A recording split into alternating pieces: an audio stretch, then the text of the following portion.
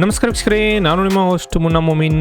ಹೇಗಿದ್ದೀರಾ ನೀವು? ನಾನು ಮತ್ತೊಂದು ಉದ್ಯೋಗ ಮಾಹಿತಿಯೊಂದಿಗೆ ಈಗ ಪ್ರಕಟವಾಗಿದ್ದೇನೆ. ನೋಡಿ ವೀಕ್ಷಕರೇ, central council for research in homoeopathy ಆ ಒಂದು ಡಿಪಾರ್ಟ್ಮೆಂಟ್ನಲ್ಲಿ ಒಂದು ಲೋವರ್ ಡಿವಿಷನ್ ಕ್ಲರ್ಕ್ ಮತ್ತು ಡ್ರೈವರ್ ಹುದ್ದೆಗಳಿಗೆ ನೇರ ನೇಮಕಾತಿ ಇಲ್ಲಿ ನಡೀತಾ ಇದೆ. ನೋಡಿ, ಹುದ್ದೆಗಳಿಗೆ ಸಂಬಂಧಿಸಿದಂತೆ ಕಂಪ್ಲೀಟ್ ಮಾಹಿತಿ ವಿಡಿಯೋನಲ್ಲಿ ತಿಳಿಯೋಣ.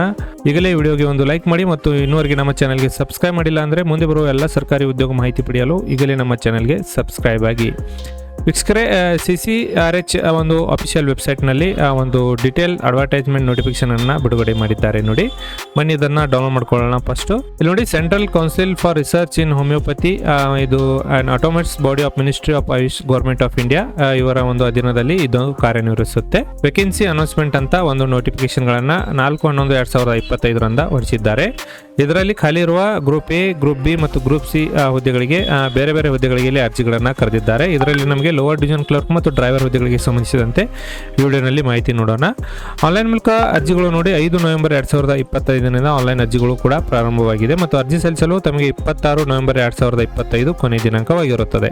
ಇಲ್ಲಿ ಕೆಳಗಡೆ ಬಂದರೆ ನೋಡಿ, ನೋಟಿಫಿಕೇಶನ್ನಲ್ಲಿ ಯಾವ ಹುದ್ದೆಗಳಿಗೆ ಕರೆಸಿದ್ದಾರೆ. ಇಲ್ಲಿ ಗ್ರೂಪ್ ಎ ನಲ್ಲಿ ರಿಸರ್ಚ್ ಆಫೀಸರು ಮತ್ತು ರಿಸರ್ಚ್ ಆಫೀಸರ್ ಎಂಡೋರ್ಮೆಂಟು, ಇದರಲ್ಲಿ ಬೇರೆ ಬೇರೆ ಹುದ್ದೆಗಳಿಗೆ ಅರ್ಜಿಗಳನ್ನು ಕರೆದಿದ್ದಾರೆ. ಗ್ರೂಪ್ ಬಿ ಯಲ್ಲಿ ನೋಡಿ ಜೂನಿಯರ್ ಲೈಬ್ರರಿಯನ್ನು ಮತ್ತು ಗ್ರೂಪ್ ಸಿ ಯಲ್ಲಿ ನೋಡೋದಾದರೆ ಫಾರ್ಮಸಿಸ್ಟ್ ಗ್ರೂಪ್ ಸಿ ಹುದ್ದೆಗಳು ಮತ್ತು ಇಲ್ಲಿ ಎಕ್ಸ್ರೇ ಟೆಕ್ನಿಷಿಯನ್ನು, ಅದೇ ರೀತಿ ಇಲ್ಲಿ ನಾವು ನೋಡೋದಾದರೆ ನೋಡಿ ಲೋವರ್ ಡಿವಿಷನ್ ಕ್ಲರ್ಕ್ ಹುದ್ದೆಗಳಿಗೆ ಅರ್ಜಿಗಳನ್ನು ಕರೆದಿದ್ದಾರೆ. ಗ್ರೂಪ್ ಸಿ ಹುದ್ದೆಗಳಿಗೆ 19,000 ರೂಪಾಯಿದಿಂದ 63,000 ರೂಪಾಯಿಗೆ ಆಯ್ಕೆಯಾದರೆ ಅಭ್ಯರ್ಥಿಗಳಿಗೆ ಪ್ರತಿ ತಿಂಗಳ ವೇತನ ಕೂಡ ಇಲ್ಲಿ ಕೊಡ್ತಾರೆ.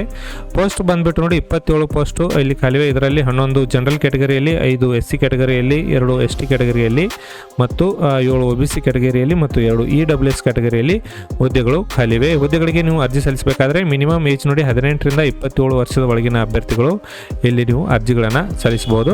ಒಂದು ಎಜುಕೇಷನ್ ಕ್ವಾಲಿಫಿಕೇಶನ್ ನೋಡೋದಾದರೆ ಅಭ್ಯರ್ಥಿಗಳು 12ನೇ ತರಗತಿಯಲ್ಲಿ ಪಾಸಾದವರು ಅರ್ಜಿಗಳನ್ನು ನೀವು ಸಲ್ಲಿಸಬಹುದು. ಇದರ ಜೊತೆಗೆ ಒಂದು ಕಂಪ್ಯೂಟರ್ ಟೈಪಿಂಗ್ ಸ್ಪೀಡ್ ನೋಡಿ 35 ವರ್ಡ್ಗಳ ಒಂದು ಸ್ಪೀಡ್ ನಮಗೆ ಇಲ್ಲಿ ಬರಬೇಕಾಗುತ್ತೆ ಮತ್ತು ಹಿಂದಿ ಟೈಪಿಂಗ್ನಲ್ಲಿ ನೋಡಿ 30 ವರ್ಡ್ಗಳ ಒಂದು ಟೈಪಿಂಗ್ ಸ್ಪೀಡ್ ಇದ್ದವರು ಅರ್ಜಿಗಳನ್ನು ನೀವು ಇಲ್ಲಿ ಸಲ್ಲಿಸಬಹುದು. ಅದೇ ರೀತಿ ಡ್ರೈವರ್ ಹುದ್ದೆಗಳಿಗೆ ಇಲ್ಲಿ ಕರೆದಿದ್ದಾರೆ. ನೋಡಿ 19,000ದಿಂದ 63,000 ರೂಪಾಯಿವರೆಗೆ ವೇತನವಿರುತ್ತೆ. 2 ಹುದ್ದೆಗಳು ಇಲ್ಲಿ ಖಾಲಿವೆ.